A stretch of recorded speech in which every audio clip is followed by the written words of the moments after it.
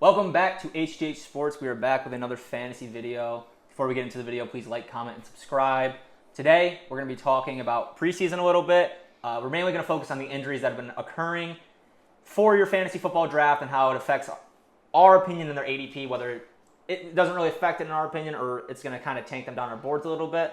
But we can get right into it.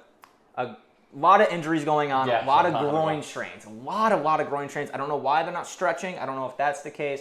But we can start off with Josh Jacobs' groin. Doesn't seem to be serious, but do you think this affects, along with the suspension potential, his ADP as of now? Well, I think his ADP, we talked about the other day, it's about where I would take him. I think the late third or something he's got, right? I think you're still taking him then. I don't know how the suspension thing is going to turn out, but the fact that he's already came back and played, I don't know if the groin really concerns me. And he's kind of been a bulldog his whole career. I think he's going to get out there and play. But if you do think you might be out, I think Marshawn Lloyd's the one that flies up your board because he'll be playing him. But I'm still taking him around where he is. I would have to pull up his exact ADP right currently, but just with the injury, I'm not too concerned about it. Yeah, I kind of agree. He's coming back to practice. He's coming back to practice already. Something to watch. Groin, obviously, you just need kind of more time. It does affect your plant foot, obviously. I mean, your groin is very important when running the ball. So it's something to watch. I don't think it completely affects his ADP. Also, it's something more minor. We can talk about something more serious. A guy like Jeremiah Love, high ankle sprain going into the season. How do you feel about Jeremiah Love? Yeah, I mean, the people picking him in the second round, that if you've already drafted, that's got to suck. But definitely flying down boards. I mean, how could you say he's not? Now, where would I pick him now? I think that depends what type of league you're in, honestly. Yeah. If you're in a complete redraft every single year, I don't even know if I would pick him, unless you get him super late and you have your... But if you're in a keeper league and you get to the 5th, 6th round, maybe you can take him so you can keep him next year if you think he's going to be good. But, yeah, I mean, I don't even know if his ADP's had to fall already, but definitely not a guy you're going to be picking in the second round anymore. No. I feel like if he makes it to the 5th round, you got to think about it. That's probably where I'm at because he is very talented and people were high on him, but... Definitely skyrocketing down the boards. Yeah, we've seen high ankle sprains derail running backs seasons before. We saw it with Saquon before. We've seen it with many running backs. I'm more towards late 3rd, 4th round with Jeremiah Love at this point. I think he's allegedly going to be ready by week 1 if he rests well and obviously everything goes well in rehab. But it is something to be very concerning because the re-injury rate for high ankle sprains is drastically high. Obviously, they're using their feet a lot. They're cutting a lot. And that whole motion is with your ankle. So it's very, very concerning for the young guy. Obviously, hate to see it. Super talented.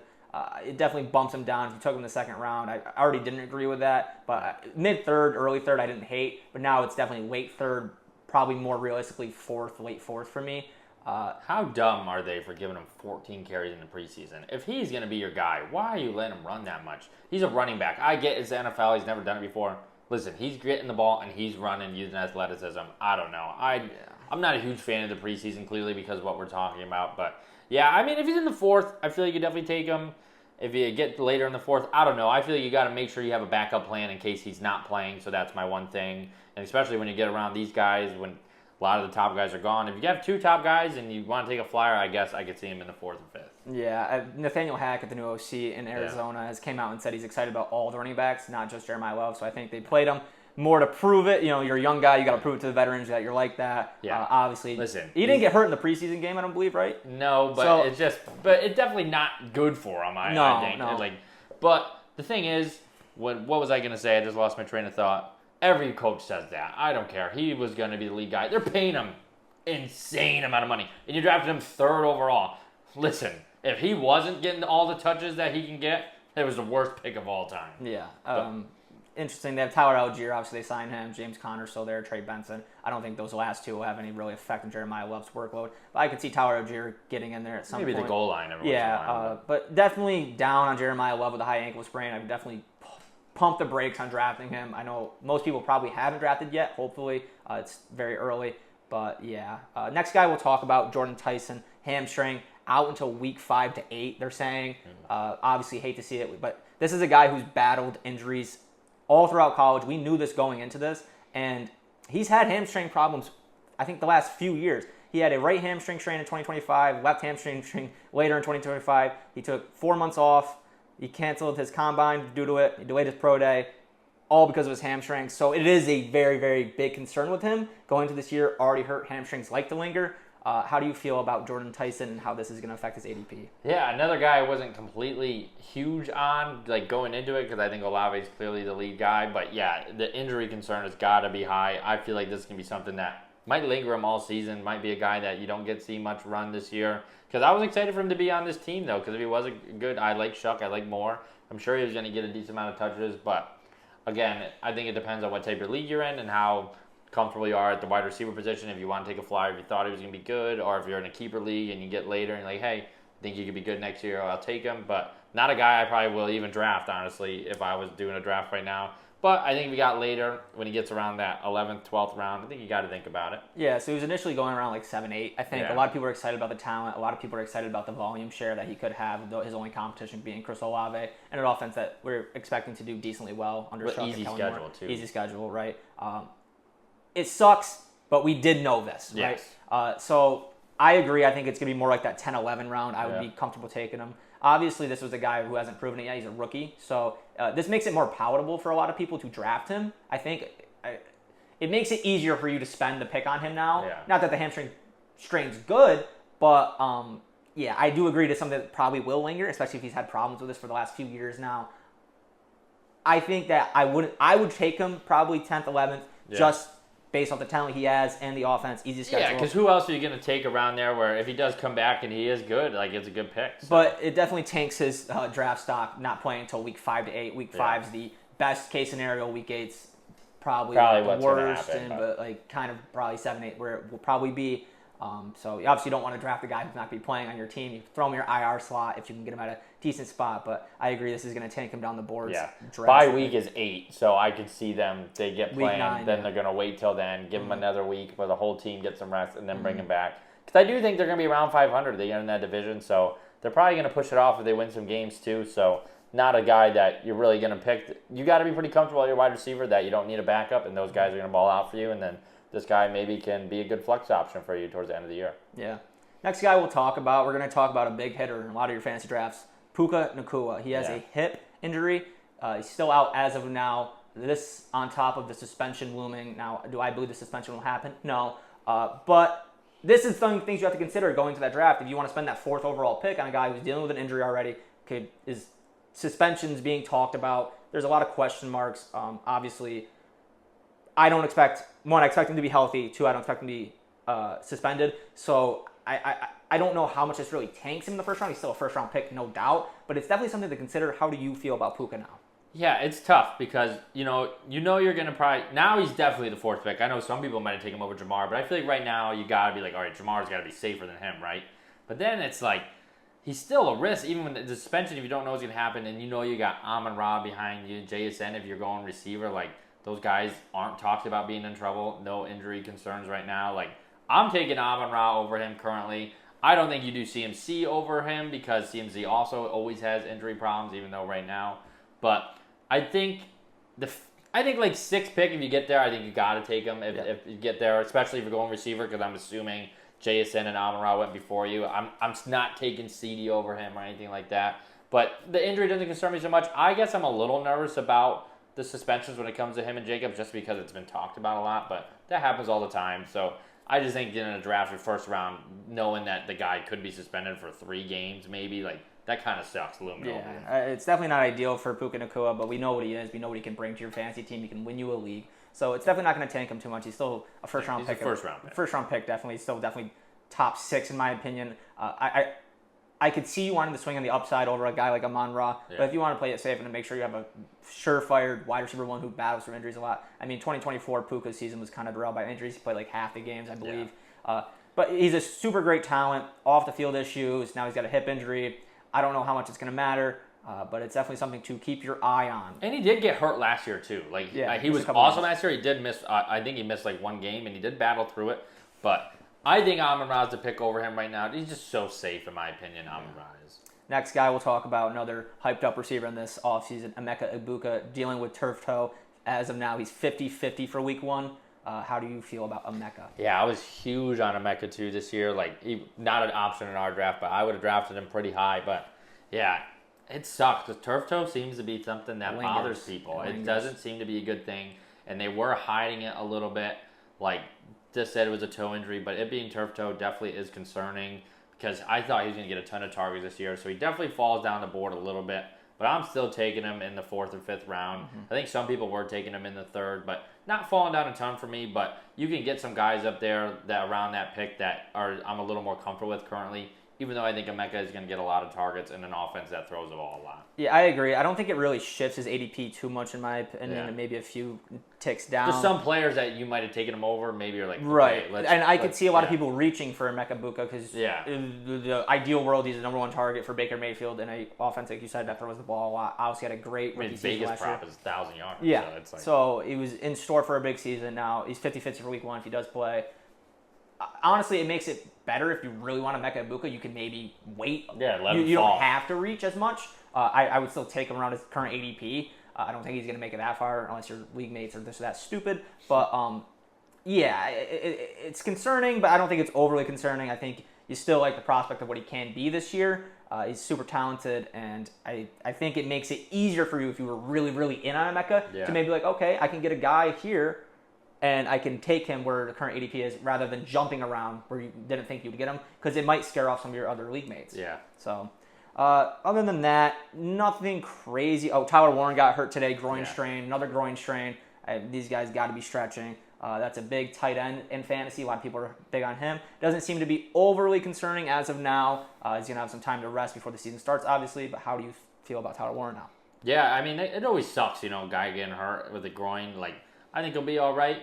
Another guy that maybe falls a little later, and if you're in on him, take him, because he does also have a pretty easy schedule comparatively, like especially towards the end of the year. But maybe it's tough because there's some tight ends behind him that were around him that also battling injuries, like Tucker Kraft was battling one from last year a little bit. But I think Sam Laporta maybe jumps him right now, just being a safer play. But Tyler Warren, I think, still fifth round pick, 4th round pick. I agree. He came back to the sideline, but he was out of all activity today. Groin strains are another thing that can linger, but as a tight end, I don't think it's too bad because they're not as lateral movement. Obviously, I mean, they run routes, but it's after the catch is not really typical, especially for tight ends. So it's something to keep your eye on. I agree. I don't think it shifts his ADP too much. It's something to keep an eye on, but I agree. Nothing crazy. Other than that, I don't think there's been any other crazy injury unless I'm forgetting somebody. I mean, I'm all the way out on CMC right now. Oh, yeah, he's dealing with a little bit of soreness. I know some people think it might be contract speculation, but I think it was a couple years ago they did this whole soreness thing, and you just didn't see him play forever. I'm all the way out on CMC. I'm drafting so many people before him. Like, I'm not even drafting CMC, like, in the top 8 picks currently. I'm out on him. He's scaring me. Hopefully it is contract, but... I mean, a little selfishly in our league, I think it'd be awesome if he doesn't play because we already drafted, but I don't know.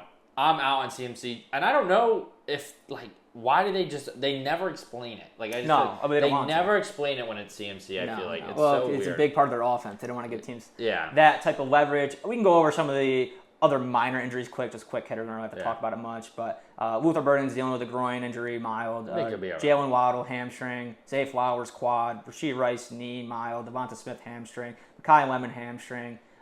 Mike Evans, quad. Yeah. All these are mild injuries. We don't expect it to follow them into the season, but it's something to keep your eye on. I thought Lemons was a little worse than what people thought, I think, but maybe not. He only missed 4 practices, and he's expected to play. No, for some reason I thought I saw something that might be worse, but I wasn't huge on Lemon anyways. But. Yeah. So that's it for the injury. We're going to shift into a little bit. Who have you seen in preseason that you have kind of liked a lot? You like what you've seen, whether it's 7-on-7s in training camp or it's the actual preseason game. Who has performed where it's like, all right, we see them wanting to use him a little bit, and it's maybe shifting them up in your draft board? Yeah, honestly, a big one after is Caleb Douglas. I know that the Dolphins, we don't talk highly about them, but someone's got to catch the ball, and I feel like he's a guy you might have to take if he's going to be that wide receiver 1 down there in Miami. Malik Willis, I think, can throw the ball. He's not terrible. We saw him do it with Green Bay. And Caleb Douglas was very good at Texas Tech. A guy that can really get out. He's a big guy, big receiver that he can throw it. He's going to be dunking it down, hopefully, to A-Chain. And maybe they got a little something there, a little spark there. But also another guy, I think everybody's kind of getting hyped about him. I think you have him on your team. Stribling seems like a guy that's going to get a lot of touches, a lot of targets.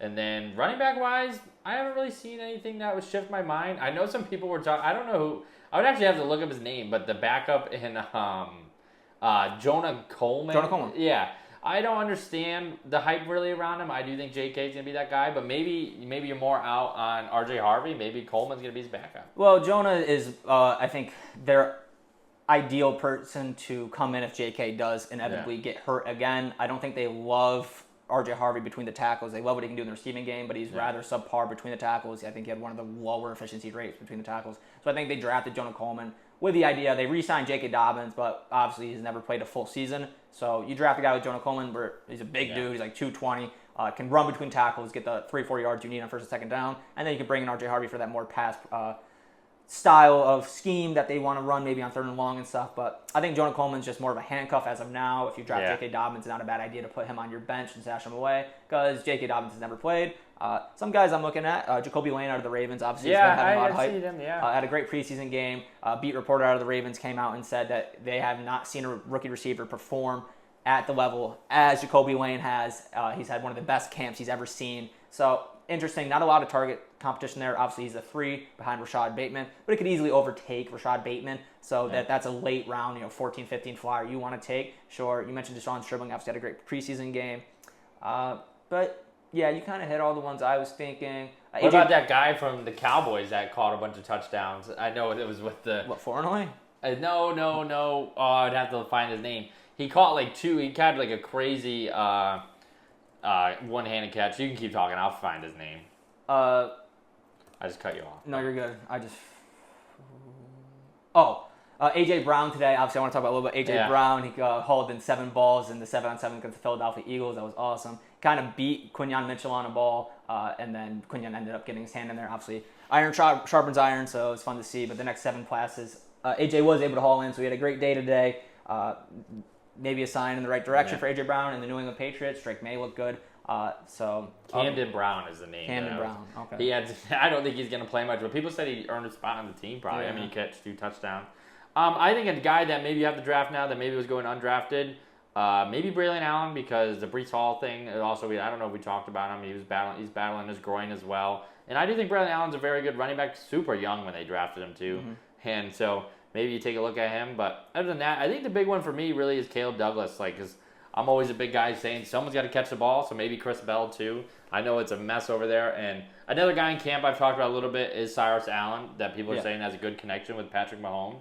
So another guy to take flyer. And then I think all the Browns receivers are a flyer if you can convince yourself. I did draft Casey Concepcion because I did like him out of college, and someone's got to catch the ball. But other than that, I think the big one really is Stribling's probably the biggest one flying up awards that people really like, because Brock Purdy and the Niners, they do find some random receivers that are randomly good. Yeah. And then Jacoby Lane's a big one that I forgot that you said. And then, I think Caleb Douglas might be the wide receiver one. He's a big dude, can run. Obviously, somebody that's catch ball, like you said. One thing I forgot to talk about injury-wise is kind of the Colts situation we have going on with Alec Pierce. Yeah. Obviously, a potential pup player. We don't really know quite yet. And then Daniel Jones is also coming back from that torn Achilles. Very curious to see how that works out. If Alec Pierce does return, we've seen torn Achilles affect the downfield passing of quarterbacks. We saw it with Kirk Cousins. Yeah. So I think they're going to lean on a guy like Josh Downs a lot. I think Josh Downs is going to be very good. They obviously go and sign Keenan Allen, another guy who's a little bit more over the middle, not downfield, where Alec Pierce is going to do most of his work stretching the field. Obviously, they paid him, but I think Josh Downs is in store for a big season. I think he's going to be that nice safety net for Daniel Jones, because I don't know how good his downfield passing will be with the Achilles tear. You obviously have to plant that foot, right? So it does affect quarterbacks. So Josh Downs has been kind of rising for me. He was already kind of higher up on a lot of people's boards. I think a lot of people were more hip to him. But other than that, I think we still got some time of preseason to go. Yeah. Things will change. More injuries will happen. Hopefully not to my players. Yes, I know. I had Tyler Warren today, a little bit of a scare. Yeah. But still early. We're going to keep our eye out. We're going to keep making little changes here and there. Keep talking about injuries. But if you enjoyed this video, please like, comment, and subscribe. Please follow our socials at HGH Sports. And we will see you next time.